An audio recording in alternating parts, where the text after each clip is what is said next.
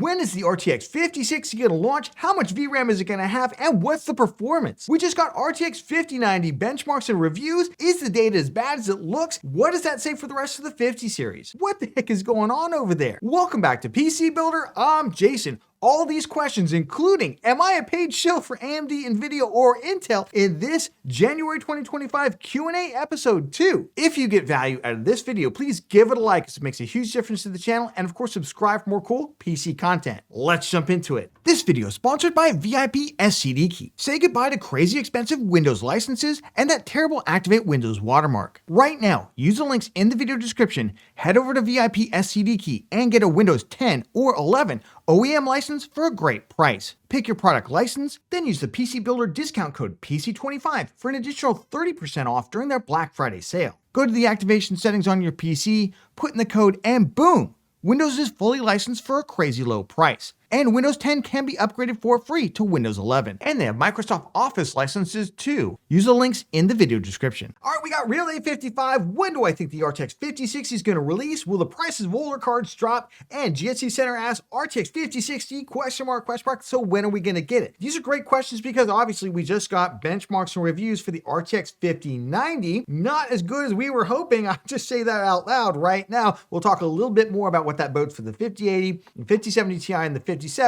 a little later in the video, but let's talk about the RTX 5060 because we do have new information and it looks like we've got a better gauge on when that card is actually going to be released. So the new information comes from us from Moore's Law is Dead. I'll leave this video link down in the video description, basically saying that NVIDIA is going to have to wait until the middle of this year in order to launch the RTX 5060 with 12 gigs of VRAM. Now, why is that? It's utilizing a 128-bit bus width for its VRAM. And typically that means you get 4 VRAM chips at 2 gigabytes each. 4 times 2 is 8. So if they don't want to launch an 8 gigabyte version of this, you're going to have to wait for brand new 3 gigabyte versions of the GDDR7. Now, GDDR7 is the newfangled memory. Most of the GPUs from the previous generation use GDDR6 or GDDR6X. AMD is going to stick with GDDR6, but the difference is the new GDDR7 ones can get that extra density in there so they can have 12 gigs total. It's 3 gigs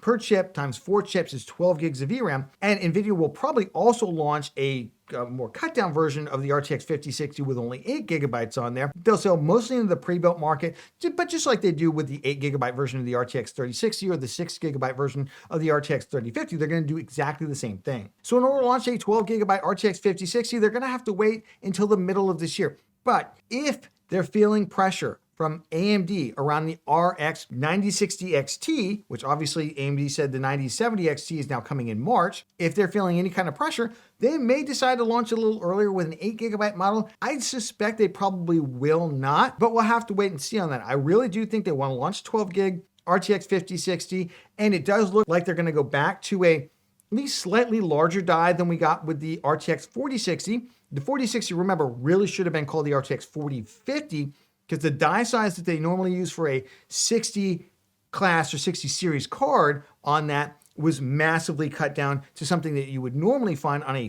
50 series card. That's what was 4060 was such a big scandal out there, and why it frankly didn't perform anywhere near as well as it should have. It was only about 10% faster than the 3060. So with all that said, I expect we'll probably get the 5060 towards the middle of this year.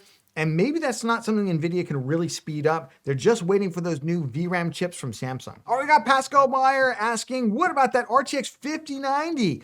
We just got the reviews for it. What the heck's going on? They're lucky enough to own a 4090. Is it worth selling to finance a 5090? Or should they just wait another generation? 4K gaming at 240 hertz, that's the dream. Is it achievable? They're running a 9800X 3D. They don't really play multiplayer games. They're playing mostly Diablo 4, Black Myth Wukong, Sniper Elite, those types of games. So let's just jump straight into the review data for the RTX 5090. And you can see right here, this is the TechSpot RTX 5090 review. I'll leave it linked down in the video description as I always do. Wow. 192 average FPS at 1440p versus 171 average FPS with the 4090. What is going on here? And there's barely any uplift at the 1% lows. In fact, it's only 12%. Only 12%. And this is across a much wider average than you typically get from them. You're barely seeing any uplift, only 12% at 1440p. Now the card starts to stretch its legs at 4K. We'll talk about why in just a second. And that's where you get a 27% uplift. But as they continuously joke in Hardware Unboxed in their review, they kept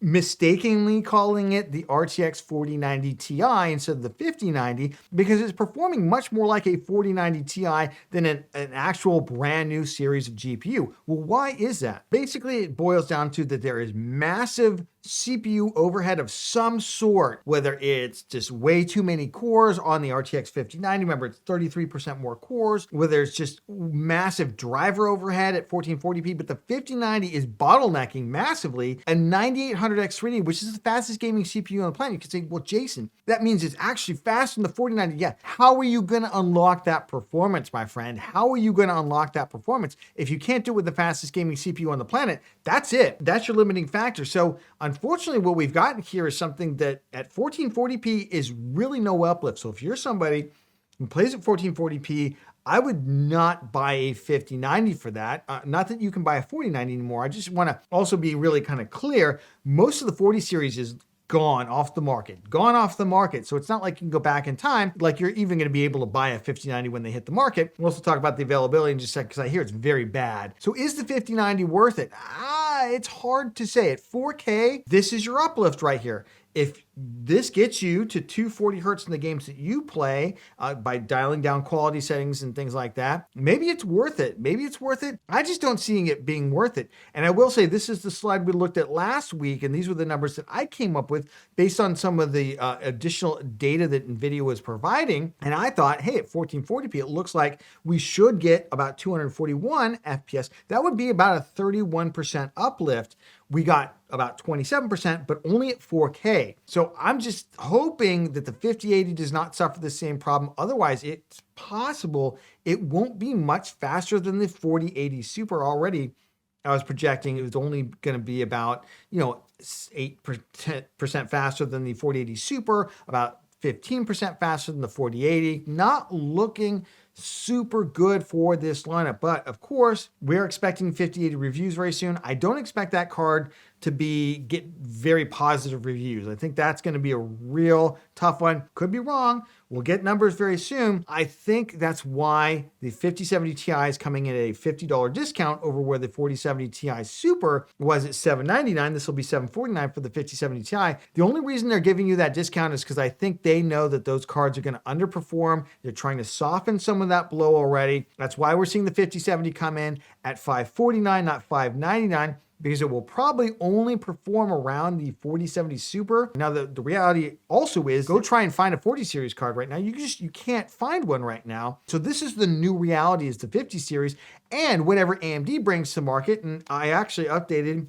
right here the 9070 XT based on some additional data. It looks like it's going to perform very close to the 5070 Ti, including in ray traced games, and it could even beat it in rasterization, which would be huge, especially if AMD again prices the RX 9070 XT appropriately in March. And again, I think that price is $449 AMD. Just hear me out. $449 just for once. Just win for once. Just take the win. All right, Foxy Man asks if NVIDIA is faking frames at 4 times the amount. Does FPS matter anymore? 4 frames of 1080p upscaled to 4K is not the same as 4 frames at 4K native, if I'm understanding NVIDIA correctly. So you're actually not, but I think NVIDIA wants you to think what you just said, because what you're describing is upscaling. I'm fine with upscaling. Most gamers at this point are fine with upscaling. You're doing it through the game engine in real time. All the frames that you're seeing are actually rendered through the game engine, taking all your inputs in. It's the lowest latency that they can basically make it, but they're taking those frames that they're rendering through the GPU at 1080p, for instance, and they're upscaling it to 1440p, possibly 4K, or maybe they're rendering it at 1440p and upscaling it to 4K. That's fine. But what NVIDIA wants you to believe is that frame generation is the same thing. That's why they're using the same name, DLSS, for it, because they know when they call it frame generation, people react to it and they call it fake frames. And NVIDIA is trying to cover that over with branding. And that's why smart people like you have this confused, because it's confusing on purpose. NVIDIA is trying to confuse you on purpose by using the same name. If it was called multi-frame generation and they didn't use DLSS 4 for it, it would make a lot more sense. What is frame generation? That means they render one frame through the game engine, just like we were talking about. Maybe they upscale it, maybe they don't. Maybe they do it native. And then they render a second frame, but they don't give you that frame immediately. They hold on to it. An AI looks at the difference between this frame and this frame, and it interpolates the differences, and then inserts up to 3 more frames in between, but they're not real frames. They don't take into account where your enemies are moving to or anything like that. And your latency, because you're waiting on this real frame over here, is increased. So if you play competitive shooters or anything that requires good reaction times, you're gonna have up to double the amount of latency. And I saw several channels go in and they did the whole NVIDIA DLSS 4, and they actually had the latency counter there when they were using DLSS 4 with multi-frame generation. The latency was very, very high, significantly higher than native rendering, even with upscaling going on. So remember, frame generation and upscaling are 2 totally different things. The reason NVIDIA is using the name DLSS to also now encompass frame generation is because they want you confused. They want you to think those are real frames, but they're not real frames. And we all know that at this point. Again, I did a whole video on that, so check that out if you want more. But that's the confusion here, and it's honestly, I think it's on purpose. All right, am I a paid shill? That's what Super PC thinks. How much did AMD or Intel pay you to complain about fake frames related to NVIDIA GPUs?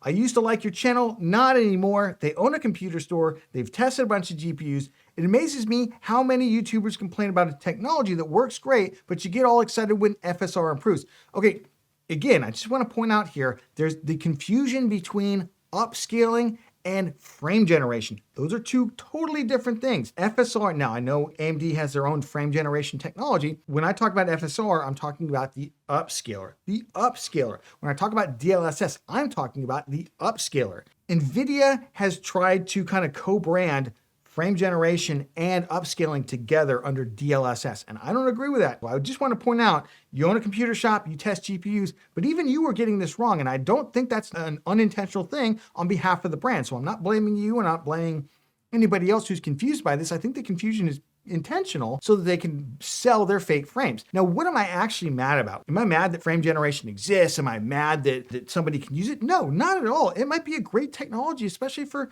certain types of games, certain types of audiences. I'm mad that I'm gonna be forced to use it, because that's where we're going here. When NVIDIA gets on stage, RTX 5070, 4090 performance. BS. They're basically saying there's no difference between a fake AI generated frame that's been interpolated rather than run through the game engine, even though it adds a bunch of latency to it, and a real frame that's been calculated by your GPU and that is not adding that latency to it. They're the ones who are making the assertion that fake frames are real. I'm pushing back against it because I don't want PC gaming to become a console experience. That's fine. And if you don't want to watch my channel, that's fine too. There's plenty of tech channels out there. You can disagree with me all you want. What I'm pointing out here is that NVIDIA wants to take us down a path, and I think they're getting enough pushback, as we saw with the new data that they released, where they're trying to kind of soften that blow now a little bit. They're trying to walk a little bit of that back. That's why we push back on this stuff, not just for clicks or whatever. We push back on this stuff to make gaming a better space. So I hope that you can see that's what we're doing. Certainly AMD, Intel, NVIDIA, these brands don't pay me. It's even crazy to think about. I've never done an ad for AMD, I've never done an ad for Intel, and I've never done an ad for NVIDIA, and I never will do an ad for any of them because I think those brands are too core to what we do out there. Now, they send us parts from time to time, like every other tech review thing out there, but we do build guides and things like that. They'll send us parts, that's standard, but it doesn't mean I'm not gonna criticize that part if it's not a good part. So I hope that kind of clarifies things for you, and it just kind of continues to separate, like, what am I actually mad about with frame generation? I'm mad that it's being forced on me, not that it exists. All right, Riff Jonesy asks, would love to hear your thoughts on the B580 flaw for older CPUs. Would have even made a difference for Intel to keep it at PCIe by 16.